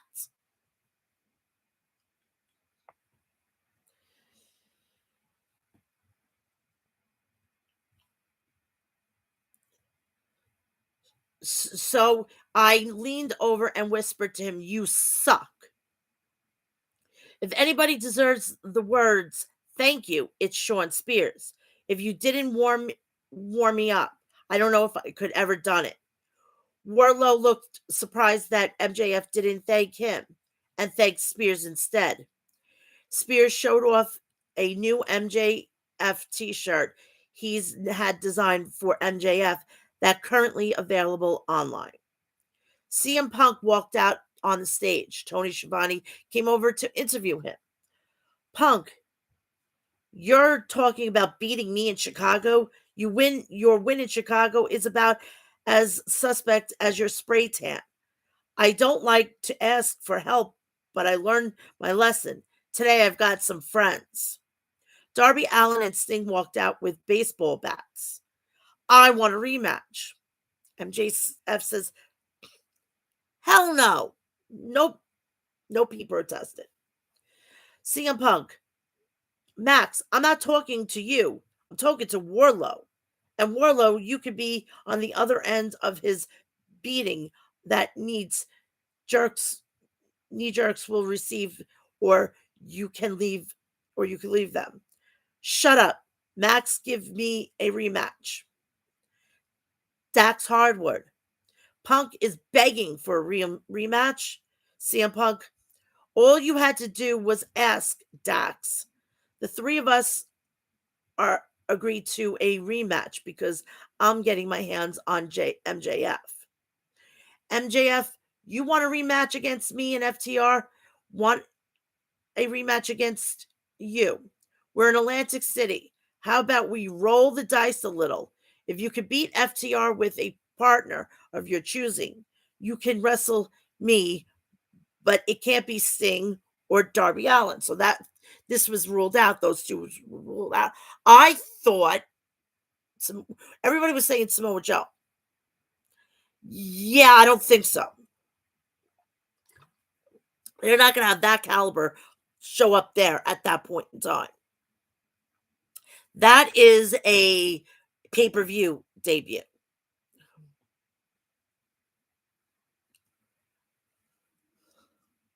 Now, in the meantime, Warlord, you better suit up because you've got a match next. Punk can get a rematch with MJF anytime, anywhere, if he can find a partner and beat FTR, said Excalibur. We have Andrade El Idolo met with Sting and Darby Allin. Andrade, finally, I meet your boss. Nice to meet your boss. This kid works for you? Sting, he's not a kid. Secondly, if you have a dispute with Darby, talk to him. Darby, I have bigger things to do than work for you, like becoming the next TNT champion. Andrade, you will work for me. We have something in common. You want the TNT championship? I'm the next TNT champion. Sting, one thing is for sure, he means it. AFHO, the Blade versus Mayhem, Mr. Mayhem, Wardlow. Wardlow signed up underway under very wait. Warlow signed up under very short notice for this match, said Excalibur. The blade chop blocked Warlow from behind before the bell rang. The blade kicked at Warlow's leg. Warlow took Blade off his feet with an explosive lariat. Warlow followed up with a belly-to-belly suplex, and then another. Warlow lifted up the Blade and rammed him spine first into the steel ring post. Warlow charged up, but Blade countered it with a knee strike. Blade tried for another knee strike, but Warlow caught him with a power bomb to Blade. Then there was a second power bomb to Blade. Warlow kept power bombing the Blade. Warlow placed his boot on the chest of Blade and pinned him. Sean Spears nailed the Blade with a steel chair after the match. Sean Spears. This guy wanted a chance, wanted to be on TV, wanted to be taken seriously. So you do this. You do realize you need to start going for the TNT Championship or the AEW Championship. You are not even remotely there. You are basically a, what is it called? A co-star, an ensemble cast. When you were in WWE, everybody wanted you in the freaking main event. You're not even close to the main event. You're fucking in the pre-show.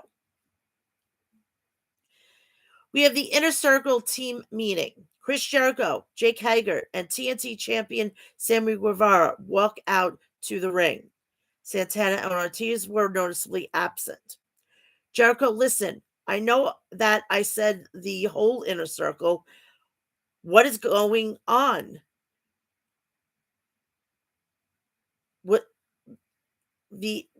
Why isn't Santana Ortiz out here? But tonight, we haven't seen Santana Ortiz all day. Santana and Ortiz walk out to the ring with new music.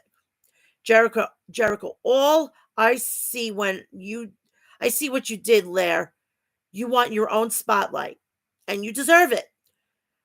But 2 weeks ago, you did tag me into our match against 2.0 and Daniel Garcia. You robbed our fans who pay to see Chris Jericho. It was disrespectful.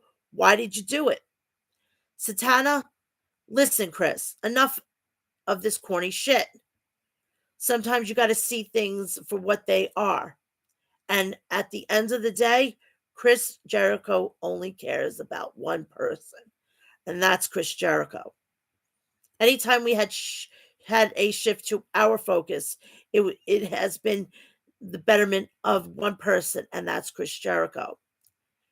Anytime it seems like we're heading to the top of the AEW tag team titles, it seems like it gets shifted so we can come to your rescue. Chris, I'm wrong. Chris, I ain't done. It is funny that we're out here.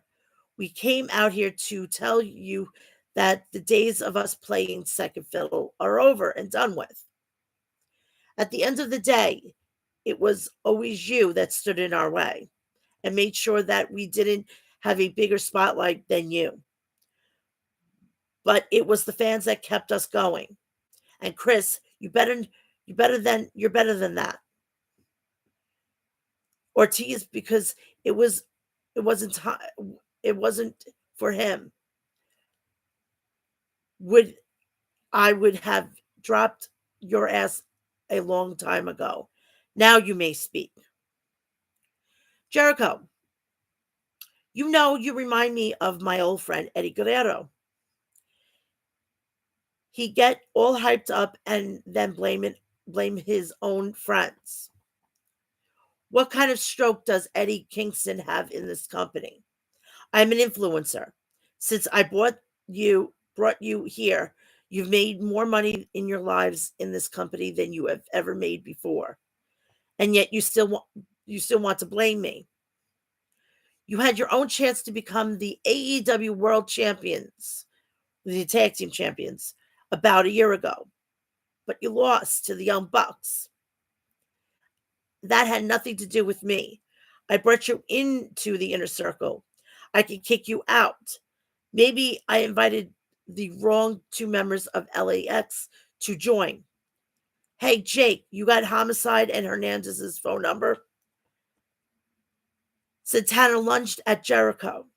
Sammy, hey, guys, stop. We're family. I love you guys. Inner circle forever. But Chris, I got to be honest with you. One of my goals is to be the greatest champion in wrestling that is ever been. And with all this bickering back and forth, this won't help. So you know what? I've quit this group before. Unless you guys can figure it out, I'll quit again. Figure it out. Ortiz. What do you expect, Chris? You're throwing around threats. First, Sammy walks away. What's next? Like the inner circle, Eddie Kingston is one of our brothers in arms. All this bickering won't solve anything. Where we come from, we settle our issues with fists. Next week, Santana and Ortiz against Jericho and Hager. And we settle this once and for all. I never wanted it to come down to this. And maybe next week, after Jericho and I smack you around, you'll come to your senses. We have Tony Schiavone interviewing Roppongi Vice about their match with the Young Bucks, which is tonight, which I cannot wait.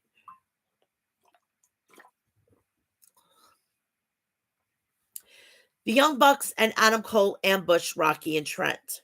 Then we have the man himself, the Switchblade, Jay White, walked through the Forbidden Door and rammed Trent into a semi-truck. The face of the Revolution qualifying match.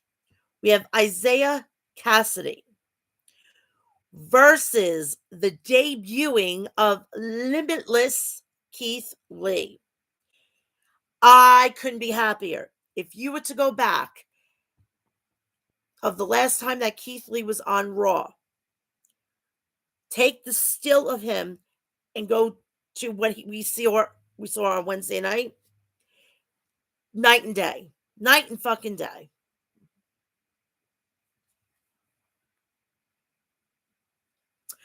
We heard nothing but great things about this young man. We're so happy he's here in AEW. Keith Lee hurled Cassidy all the way across the ring, almost like Adam Cole. And those two in the same promotion again. They're gonna do something to top what they did in NXT. Keith Lee flattened Cassidy with a crossbody. Keith used a slingshot into a crossbody onto Cassidy. Keith Lee ran through a clothesline attempt from Cassidy and then shoulder blocked him. Matt Hardy walked out a private party during the match, a la his brother, like his brother. Mark Quinn grabbed a boot of Keith Lee, and this allowed Cassidy to hit a corkscrew over the top rope. Keith Lee returned to the ring and shrugged it off. Cassidy shrugged off Cassidy.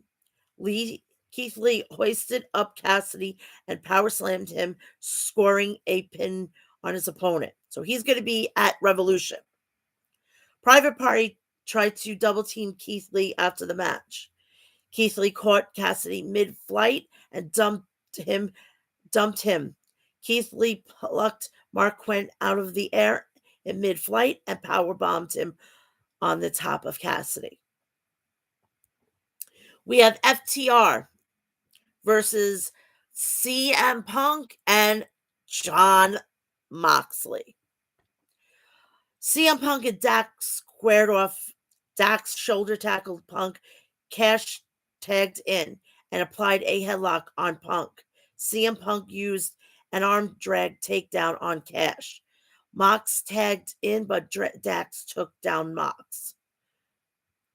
with a side headlock takeover. Mox fought to his feet and scoop slammed Dax. Mox landed 2 kicks on Dax and then a third kick. Punk tagged in and FTR began to double team Punk, working over Punk's leg. Dax chopped away at CM Punk. Mox tagged in and cleaned house. Mox German suplex Cash and then hardwood. Mox nailed FTR with a double DDT outside the ring. FTR held up Punk, but Mox hurled himself with a tope suicida and wiped out FTR on the floor. FTR lifted up Moxley and smashed him through the timekeeper's table. Mox was bleeding, so Dax dropped an elbow on Mox's forehead. Moxley had a surge of energy and suplexed Cash. Mox went for the tag, but Dax blocked Punk from making the tag. FTR used tandem offense to get a near fall on Jon Moxley. Hardwood jumped off the top rope for an elbow drop, but Mox touched it. Mox fired back with a big time lariat on Cash. Mox got the hot tag to CM Punk. Punk connected with a leg lariat on Dax. He followed up with a rising knee strike in the corner on Dax for a near fall. Mox lifted up Dax on his shoulder, and then Punk nailed Dax with a doomsday device. Punk scored a near fall on Dax. On the outside, Cash Wheeler DDT'd Mox on the arena floor. Wheeler grabbed the ring bell. Dax shoved Punk into Cash, and Cash smashed the ring bell into Punk. Dax nearly pinned Punk, but Punk got his shoulders up just in time. Punk is standing based in adrenaline and courage, said Shivani. Punk tried for the GTS on Dax, but Cash FTR blasted Punk with the big rig, but Moxley was there to make the save for Punk. Moxley and Punk stood back to back on and slugged it out with FTR. Moxley hooked on the Bulldog and choked, and Punk locked on the Anaconda Vice, but Tully Blanchard jumped into the ring. Punk connected with the GTS on Blanchard, that while Mox spiked Dax with a Paragon shift. Punk KO'd Cash with the GTS and pinned Cash for the victory. This match was really good. If you seriously, good match. We have the TBS Championship Open Challenge match. We have Jade Cargill with AQA. She's 26-0, says Jim Ross of Jade Cargill. Jade ragdoll AQA to the mat. AQA used her agility to deep arm drag to Jade. Jade hoisted up AQA by the arm and smashed her down onto the mat. Jade popped up AQA, but AQA answered with a dropkick in midair. Jade smashed her forearm on into AQA. Jade snapped suplexed AQA onto the arena floor. AQA strung together a combination in the ring and took down Jade with a sling blade. Jade Cargill got rocked by what that said Excalibur. AQA got a whipped into the ropes by Jade, but AQA fired back with a swinging DDT. AQA connected with a shooting star press for Jade for a near fall. The power of Jade Cargill is absolutely shocked, AQA, said Jim Ross. AQA went back up to the top rope, but Jade knocked her off balance. I think the champ is getting really impatient as hell.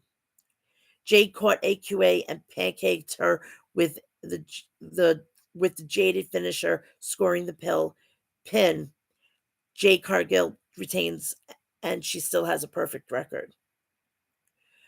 We have the Professor Serena Deeb versus Katie Arquette.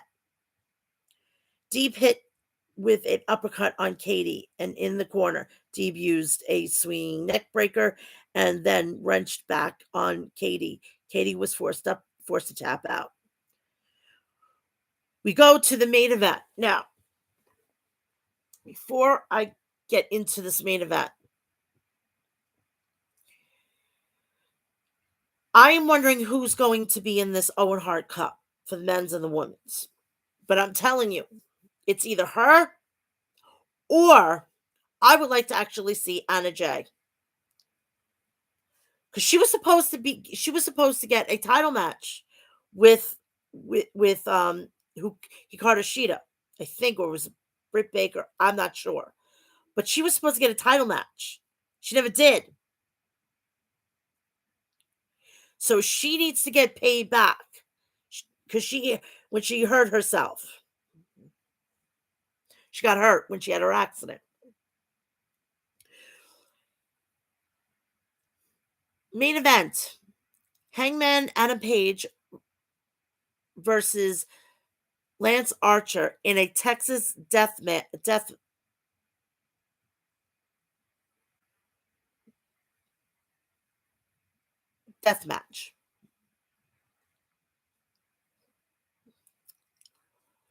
And it's for the AEW World Heavyweight Championship.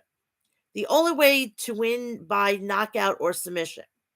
The match began with both wrestlers brawling in the back. Hangman shoved Archer through a pane of glass. Archer was busted wide open. Page blasted Archer with a buckshot lariat. Archer rolled outside the ring. Page jumped over the top rope and hit a crossbody press on Archer. Page attempted a tope suicida, but Archer pulled a trash can lid out from beneath the ring and smashed Page in the head with it. Dan Lambert unscrewed the top rope because that means he can't do the buckshot lariat. But holy shit, you seen it? That was a fucking ingenious way of doing it. There will be no buckshot lariat without a top rope, said Excalibur. Hangman tried to hoist up Archer for the dead eye. Page connected with two boots to Archer's head. Archer flung Page into the middle turnbuckle. Jake the Snake Roberts nearly took off Page's head with the patent short arm clothesline. Jake was going to DDT Page, but Archer stopped him because Archer wanted to inflict the punishment himself. Instead of Page, DDT Archer on the floor. Page bleeding nearly cracked Archer with 4 shots with a kendo stick to Archer's skull. Archer chokeslammed Page through a trash can. Archer pulled out a fork and punctured Page's forehead. Archer followed up with a cannonball senton, wiping out Adam Page. Archer pulled out a steel chair that was wrapped in barbed wire. Archer picked up Page and slammed him with the black hole into the steel ring steps. Page looks like he's on his professional deathbed, said Jim Ross. Archer was looking for a power bomb, but Page grabbed the barbed wire off the chair. Hangman wrapped the barbed wire around his arm and pummeled Archer with forearms. Referee Paul Turner bent over to pick up the barbed wire, and Page vaulted over Turner's back, nailing Archer with the buckshot lariat. That's why I said it was an ingenious maneuver. The collision sent Archer crashing through the table and set up on the arena floor.